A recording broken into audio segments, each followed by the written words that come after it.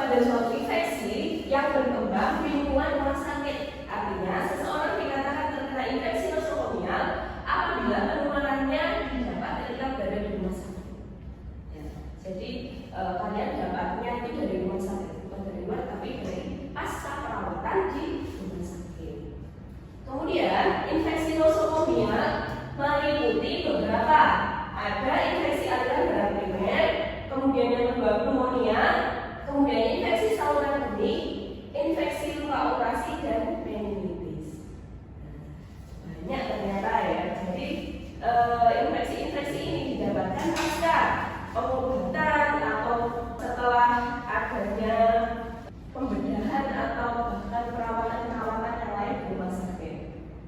Kemudian infeksi nosokomia itu bisa disebabkan oleh beberapa hal. Ada bakteri, virus, jamur, dan juga parasit. Jadi karena kita hari ini fokusnya adalah bakteri, maka kita akan membahas infeksi nosokomia yang diakibatkan oleh bakteri. Jadi infeksi nosokomia yang diakibatkan oleh bakteri itu bakteri yang terlibat ada beberapa, di antaranya ada Escherichia coli, kemudian Klebsiella, kemudian Staphylococcus aureus, dan Pseudomonas aeruginosa. Keempat bakteri ini sebenarnya umum ya, sering kita dengar, sering kita gunakan untuk praktikum. Dan si Escherichia coli itu juga merupakan kurang normal sebenarnya dalam tubuh kalian. Tetapi pada kondisi tertentu Escherichia coli akan berubah menjadi patogen. Empat bakteri ini yang umumnya ditemukan pada pasien nosokomia yang mengalami nosokomia. Kemudian penyebabnya itu ada beberapa, ada kontak langsung, tidak langsung, dan prosedur medis. Yang kontak langsung itu biasa kontak langsung dengan pasien. Misal kalian di rumah sakit ketemu orang yang juga sakit lain, kemudian kalian melakukan kontak langsung, itu bisa menyebabkan terjadinya infeksi juga penularan. Yang kedua, kontak dengan benda yang kontaminasi. Kemudian yang ketiga bisa juga kontak seksual. Kemudian dengan yang tidak langsung bisa melalui droplet. Misal kalian ada di suatu ruangan, oh ternyata di ruang tersebut ada seorang yang menghidap TBC, seperti itu. Kemudian orang tersebut dropletnya itu bisa menjadi penyebab infeksi tersebut atau menyebar ke individu yang lain. Kemudian bisa juga tertular dari makanan dan minuman. Kemudian faktor di sini kira-kira apa? Kemudian selanjutnya melalui prosedur medis. Oke, prosedur medis di sini bisa jadi disebabkan oleh alat medis, kemudian prosedur bedah dan endoskopi. Ya. Alat medis ini kenapa kok kalau sekarang mungkin jarang terjadi, karena sekarang kondisi rumah sakit atau fasilitas kesehatan yang lain itu sudah termasuk steril ya. Kalau zaman dulu itu mudah sekali terserang infeksi nosokomia karena alat-alat bedahnya ataupun alat prosedur medis yang lain itu kurang steril. Tapi kalau sekarang saya kira sudah sangat steril dan sudah sangat terjaga di klinik maupun rumah sakit, sehingga penularan nosokomia ini melalui prosedur medis itu bisa dikurangi atau bahkan jarang sekali terjadi. Kemudian isolasi dan identifikasinya seperti apa sih? Isolasi dan identifikasinya, isolasi bakteri itu diambil dulu sampelnya dari luka atau darah yang terinfeksi, seperti urin, luka darah, dan cairan lainnya. Tergantung pasiennya memiliki keluhan apa.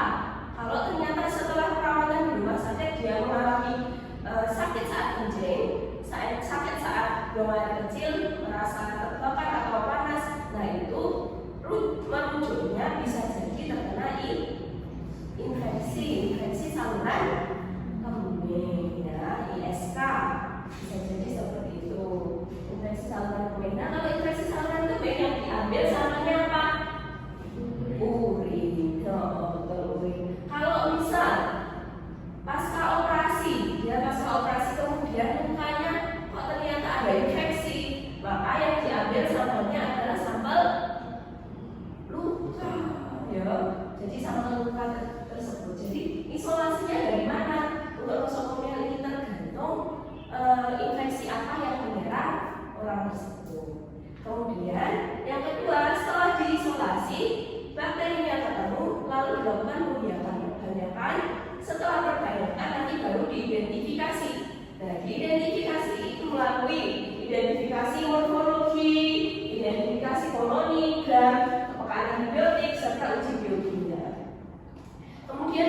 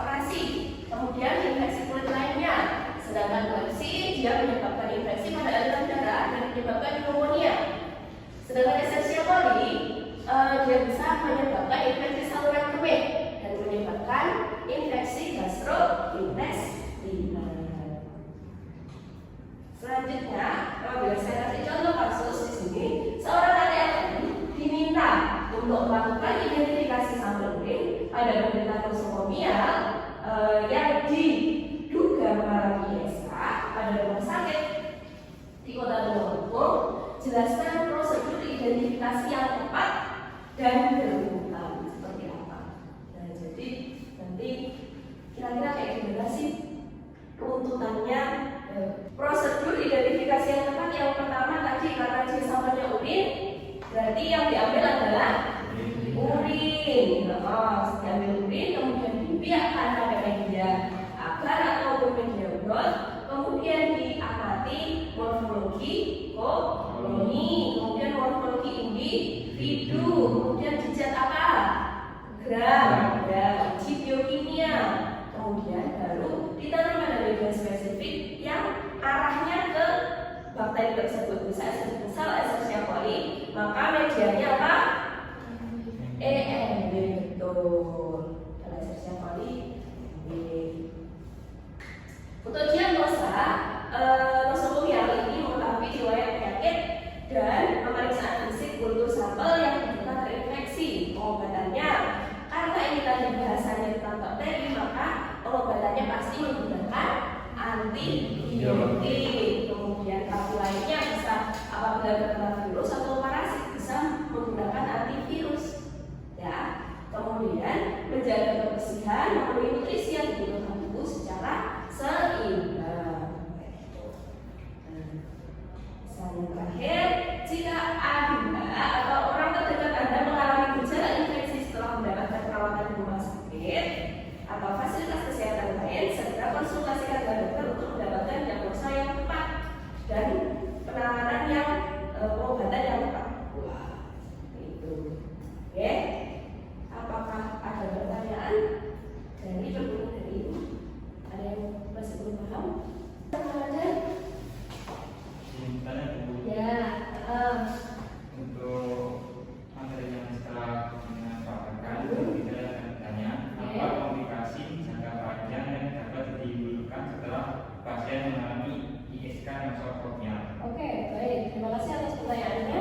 Jadi, infeksi nosokomial yang menyebabkan ISK atau infeksi saluran kencing itu bisa menyebabkan komplikasi apabila tidak ditangani dengan baik, tidak langsung diobati seperti itu ya. Dan infeksi saluran kemih itu umumnya disebabkan oleh apa? Bakteri Escherichia coli. Nah, Escherichia coli apabila tidak ditangani dengan serius, tidak ditangani dengan lanjut apabila dia sudah menginfeksi, maka bakteri yang ada pada saluran kencing tadi akan naik. Bisa naik ke saluran yang lain, bisa saja menginfeksi juga kandung kemih. Kalau tidak diobati atau dibiarkan berlama-lama akan menyebabkan infeksi pula pada ginjal. Nah, terjadi kerusakan pada ginjal akibat infeksi bakteri. Bisa juga salurannya, bisa juga komplikasi yang searah. Nah, jadi saluran dari saluran kencing naik ke atas. Nah, lebih parahnya lagi apabila diderita oleh perempuan, karena perempuan antara uretra dengan pembuangan kencing dengan uretranya itu lebih pendek daripada laki-laki. Jadi potensi bakteri Escherichia coli itu naik, kandung kemih itu lebih tinggi daripada yang laki-laki. Seperti itu ya, paham semua? Terima kasih. Sudah. Oke, untuk teori hari ini saya kira sudah selesai. Apabila ada kurang lebihnya, saya mohon maaf. Semoga ilmu hari ini bermanfaat. Wassalamualaikum warahmatullahi wabarakatuh. Waalaikumsalam warahmatullahi wabarakatuh. Terima kasih. Saya mulai dulu. Assalamualaikum warahmatullahi wabarakatuh. Waalaikumsalam warahmatullahi wabarakatuh. Dari ini melanjutkan teori yang tadi, kita akan mempraktikumkan babnya uji kualitas air minum menggunakan metode MPN. Untuk metode-metodenya saya kira kalian juga sudah mempelajarinya, kemudian juga sudah saya jelaskan sebelumnya tadi. Kemudian untuk hari ini airnya yang dibawa air apa? Air sumur dan air es batu. Air sumur itu termasuk air yang sudah diolah atau belum? Belum. Kalau belum, air yang belum diolah maka menggunakan ragam 5 ya. Kemudian satunya air yang sudah diolah pakai air apa? Air es. Kita sebenarnya tidak tahu ya apakah air es batu itu diolah atau tidak, tapi asumsi kita air es batu tersebut merupakan air yang sudah diolah karena biasanya memang langsung dimasukkan ke minuman kan ya. Jadi air es batu termasuk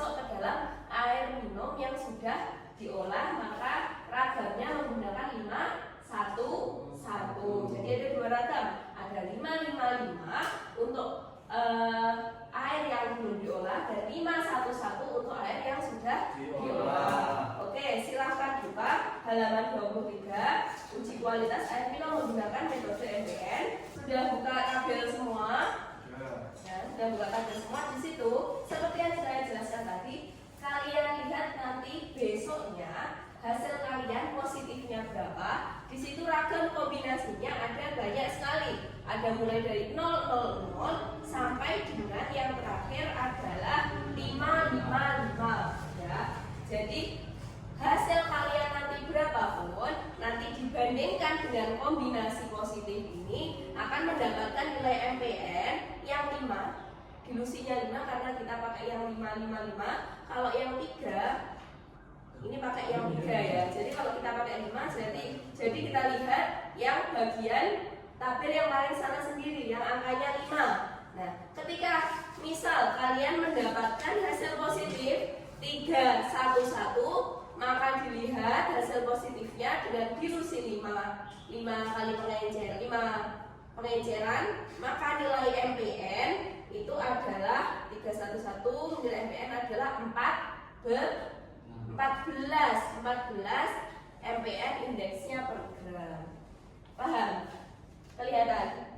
Misal 3, 2, 0 yang positif, yang 5 pertama positif 3, 5 kedua positif 2, 5 ketiga tidak ada yang positif, maka nilai MPN-nya berapa? 14 ya. Paham ya cara membaca hasil MPN-nya? Oke. Kalau gitu, karena sudah paham, yang pertama tadi apa? Teknik ragam 55 yang pertama adalah presumptive test ya, atau tes penduga. Kemudian confirm test, yang ketiga adalah completed ya. Ya sudah, karena sudah paham, saya kira silahkan memulai praktikum hari ini. Saya persilahkan. Jadi hari ini kita melakukan uji MPN dengan sambelnya yang pertama apa? Air sumur, es batu. Yang kedua air sumur. Oke, jadi yang air es batu ini termasuk yang sudah diolah atau belum? Sudah. Kalau sudah berarti pakai ragam 5 Satu. Oke. Kemudian yang air sumur termasuk ke dalam air yang Belum diolah. Jadi ragamnya kita pakai 555. Oke, paham? Siap, Sekarang paham. yang presumptive test. Jadi kita membuat yang ragam 511. Ini medianya yang presumptif tadi apa? LB. Jadi yang ini yang sampel air es batu dengan ragam 511 membuat berapa berarti? Kalau 5 tambah siji berarti 7 tabung ya. Masing-masing sebanyak 5 ml LB. Sedangkan yang air sumur ragam 555, maka berapa berarti 15 ada 15 tabung masing-masing sebanyak 5 ml LB. Nah, sudah paham sampai sini? Ya. Nah, sudah paham. Selanjutnya, seperti yang saya jelaskan tadi, 5 tabung di awal diisi berapa? 10 ml. 1 tabung berikutnya diisi 1 ml. Yang terakhir 1 ml sambal ya. Yang 555 pertama diisi berapa? 10 ml. 5 kedua 1 ml dan 5 terakhir 0,1 ml sambal.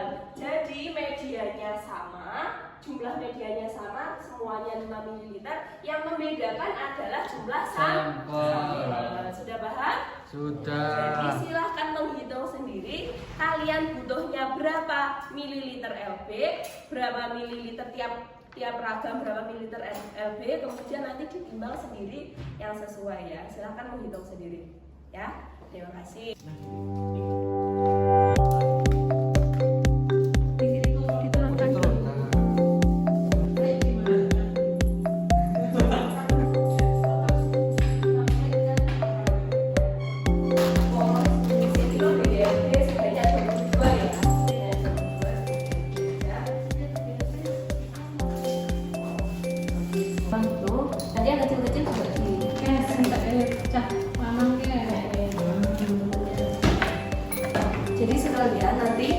disiapkan tabung untuk BGRB-nya.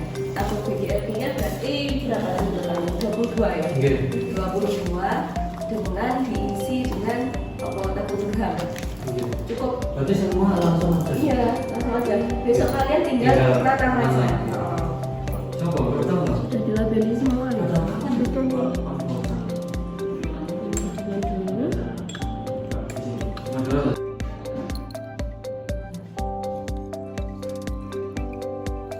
Diusahakan semua tidak ada gelembungnya sama sekali.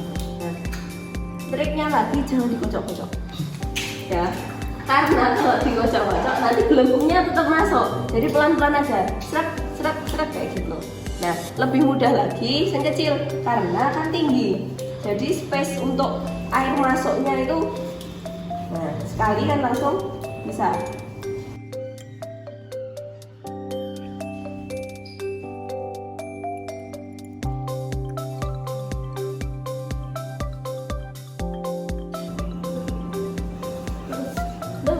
Pindah, ayo.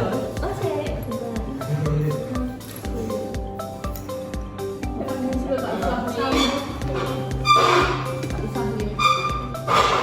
Ya bawa kan?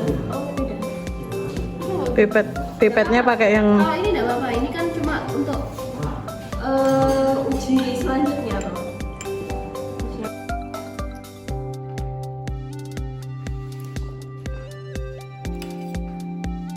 Oke, sama. Oke. Nah ini Bu beda. Ya jangan pesimis dulu.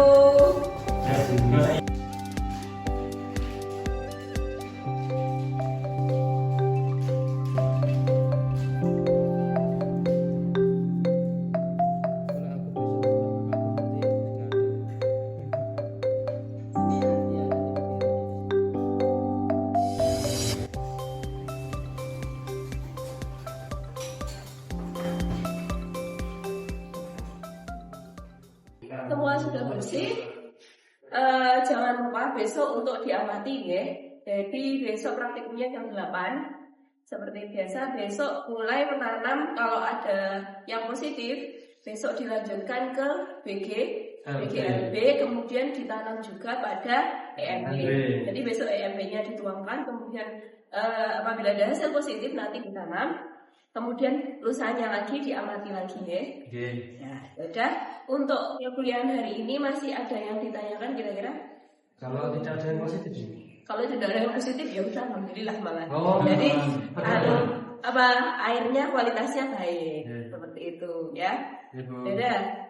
Ada lagi yang ditanyakan? Saya kira cukup sekian. Apabila ada kurang lebihnya kami mohon maaf. Wassalamualaikum warahmatullahi wabarakatuh. Waalaikumsalam.